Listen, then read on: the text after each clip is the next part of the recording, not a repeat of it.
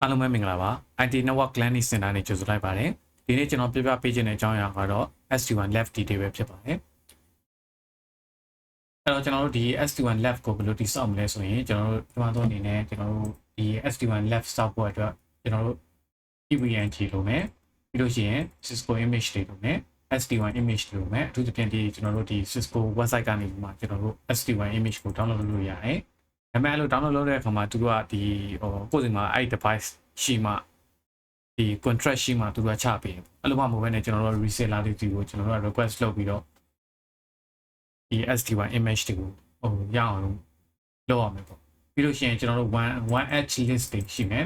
အဲ့ 1H list တွေကကျွန်တော်ပထမဆုံးဗီဒီယိုမှာပြောခဲ့သလိုပဲကျွန်တော်တို့ဒီ CN number တွေ token number တွေကိုဒီ 1H list ကိုကျွန်တော်တို့ download လုပ်ပြီးသားရှိတယ်အဲ့တော့ကျွန်တော်ဒီ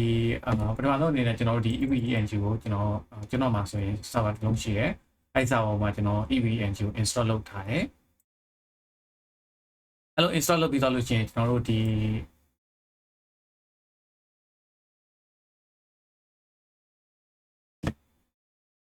ကျွန်တော်ဒီကောင် FileZilla ကိုတုံးထားတယ် FileZilla ဒါဘယ်ဘက်ချမ်းကကျွန်တော်ရဲ့ computer ပေါ့ကျွန်တော်ရဲ့ computer မှာကျွန်တော်ဒီ image တွေရှိတယ်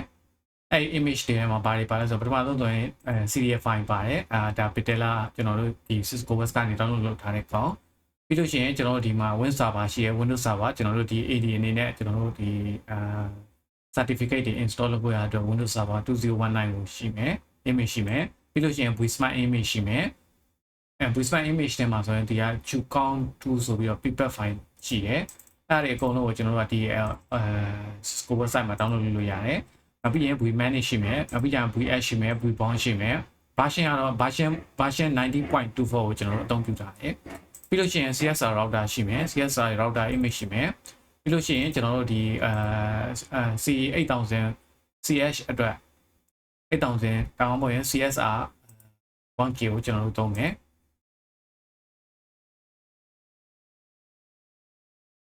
အဲ့တော့ကျွန်တော်ဒီကောင်လေးအကုန်လုံးဘယ်ဘက်မှာရှိရဲကျွန်တော် set ထရဟာတွေအကုန်လုံးကိုကျွန်တော်ဒီ EVNG တွေကိုကျွန်တော် copy ပို့လိုက်ပတ်လမ်းကြောင်းပဲပါလဲဆိုရင်ဒီမှာ OPT UNET lab add-on QEMU အဲ့အောက်မှာကျွန်တော်ဒီအကုန်လုံးကို copy ပို့လိုက်အဲ့လို copy ပို့လိုက်လို့ရှိရင်ကျွန်တော်တို့ဒီ EVNG ကို login ဝင်လိုက်တာ ਨੇ ကျွန်တော်တို့ဒီမှာကျွန်တော်တို့ note တွေ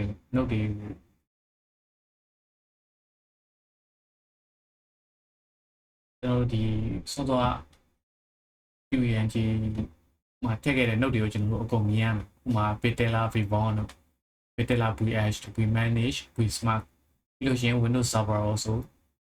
ပြီးရင်ကျွန်တော်တို့ဒီ Cisco CSR 1K အဲ့ router တွေကိုကျွန်တော်တို့မြင်ရတယ်အဲ့တော့ကျွန်တော်ဒီပထမဆုံးအနေနဲ့ဒီlab ကိုနည်းနည်း details ကျွန်တော်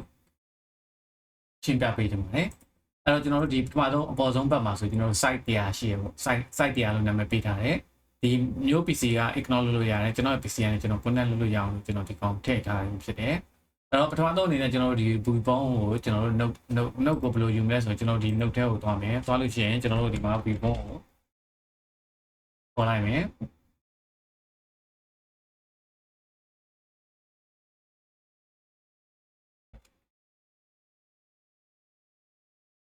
အဲ့တော့ Vbond ကိုခေါ်လိုက်မယ်ဆိုရင်ဒီမှာ Vbond မှာရှိတဲ့သူ့ရဲ့image ရှိမယ်ပြီးလို့ရှိရင် name ကိုကြိုက်တာပြီးလို့ရတယ်ဒီမှာ icon ကျွန်တော်တို့လိုချင်းလို့ရတယ်ကျွန်တော် default တိုင်းထားတယ်ပြီးလို့ရှိရင် CPU ကကိုယ့်ရဲ့ set ပေါ်မှာမူတည်တယ်ကိုယ့် set ကဘယ်လောက်ထိခံနိုင်ရှိလဲအဲ့ပေါ်မှာမူတည်ပြီးတော့ကျွန်တော် CPU increase လုပ်ပေးလို့ရတယ်ကျွန်တော်ကတော့ပုံမှန်ဆိုရင်ဒီကတူပေးထားတဲ့ default အတိုင်းပဲကျွန်တော်ဘာမှမ changes မလုပ်ဘူးအဲ့ဒီအတိုင်းပဲကျွန်တော်ဒီကောင်ကို save လုပ်လိုက်တာနဲ့ကျွန်တော်ဒီမှာ Vbond ရမယ်အဲ့လိုပဲကျွန်တော် Vmanage လည်းအတိုင်းပဲကျွန်တော်တို့ Vmanage ရမယ် and so on ဒီ note ကနေမှတွားပြီးတော့ကျွန်တော်တို့ဒီကောင်လေး device တွေကိုထည့်ပြီးတော့ဒီ site တွေအတွက်ကိုကျွန်တော် preparation လုပ်ထားတယ်ပြီးလို့ရှိရင်ကျွန်တော်ဒီမှာဒီ site ကိုကျွန်တော် postage နဲ့ချိန်ထားတယ် postage တစ်လုံးကိုကောက်ချိန်ထားတယ် postage ကကျွန်တော်ဒီဘယ်မှာရှိလဲဆိုတော့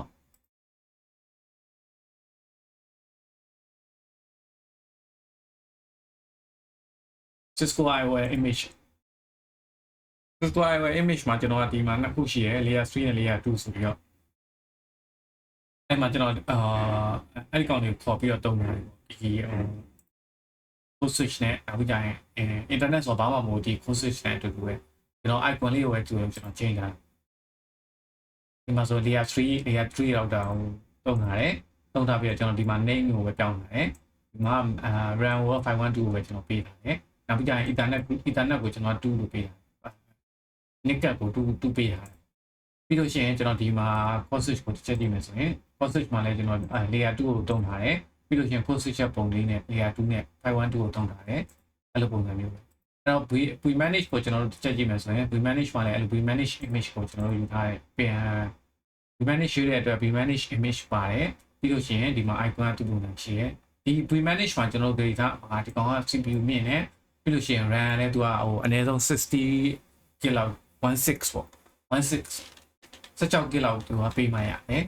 မဟုတ်ရင်ကျွန်တော်တို့အဆင်မပြေဘူးအဲ့တော့ကျတော့ဒီမှာလဲ NIC မှာလဲကျူ EMU မှာလဲကျွန်တော်တို့ကဒီ E1000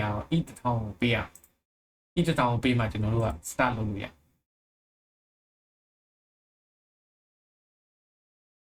ဲ့တော့ vSmart မှာလဲအဲ့လိုပဲထုံးစံအတိုင်းပဲကျွန်တော်တို့ကဒီပေးထားတဲ့အတိုင်းပဲmemory တို့ CPU တို့ကို9လောက်ကျွန်တော်တို့နဲ့ increase လုပ်ပြီးလုပ်တာနောက်တစ်ချက်ကကျွန်တော်တို့ဒီမှာဆိုရင် Windows Server ဆိုရင် Windows Server image ကိုတုံးထားတယ် server ရဲ့ name တွေကိုပြောင်းထားတယ်ပြီးရင် CPU ကိုကျွန်တော်3 CPU ပေးထားတယ်ပြီးလို့ရှိရင် RAM ကိုလည်းကျွန်တော်က 8GB အနေနဲ့ပေးထားတယ်ဒါ site တရားတော့အဲ့မှာဆိုရင်ကျွန်တော်ဒီ2မှာဆိုရင်ကျွန်တော် system IP ရှိတယ်ဒီ SPO မှာလိုအပ်တဲ့ဒီကမရှိမဖြစ်ပေးရမယ့်အားလေးတွေပေါ့ဒီ system IP အမှကျွန်တော်ပေးထားတယ် 1.1.1.2 နဲ့ 1.3 1.4 and so on ဒီကောင်ကတော့ပေးရမှာလို့ဒီserver IP ပဲပေးအဲ့တော့ကျွန်တော်ဒီမှာ VLAN တန်းအနေနဲ့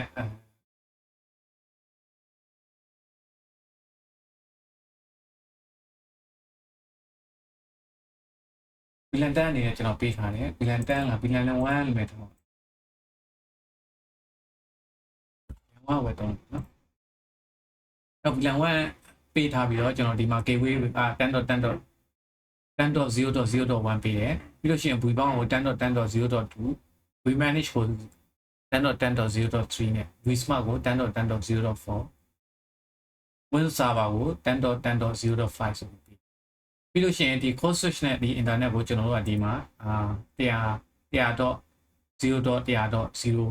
အောက်ဘက်ကို1ပေးပြီးတော့အပေါ်ဘက်ကိုကျွန်တော်တို့က2ပေးတယ် e/10 ကိုအဲ့ဆိုရင် .2 ဖြစ်မယ် e00 က .1 ဖြစ်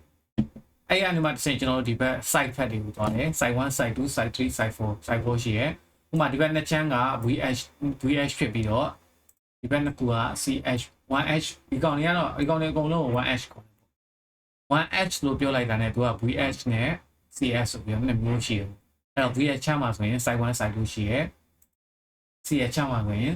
site 3 site 4 ဖြစ်တယ်အဲ့တော့ vh ကိုရောကျွန်တော်တို့ vh ကိုပဲသုံးတယ် vh 9.22 ဆိုပြီးတော့သုံးတယ်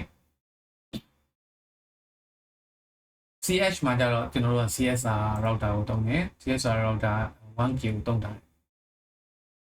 ကျွန်တော်တို့အထူးတတိထားမှာဒီ version တွေက mix ဆိုရင်ကျွန်တော်တို့အလုပ်ကောင်းကောင်းမလုပ်အဲ့တော့ကိုယ့်ရဲ့ version တွေကိုဒီ Cisco website မှာ version compatible ဖြစ်မဖြစ်ကိုကျွန်တော်တို့က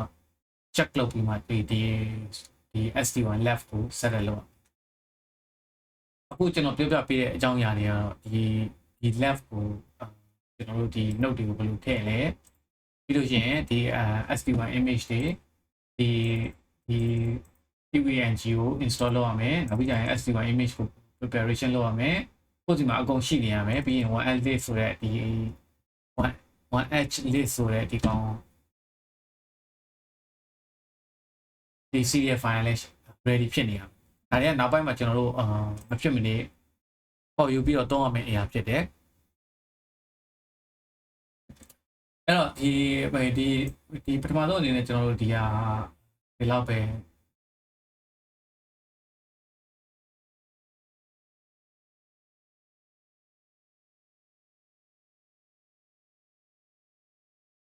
လောက်ပဲဖြစ်တယ်ပြီးလို့ရှိရင်ကျွန်တော်တို့နောက်ဗီဒီယိုတွေမှာဆိုရင်ကျွန်တော်တို့စပြီးတော့ ဘယ်လို configure လုပ်မယ်ဘယ်လို set up လုပ်မယ်ဆိုတာ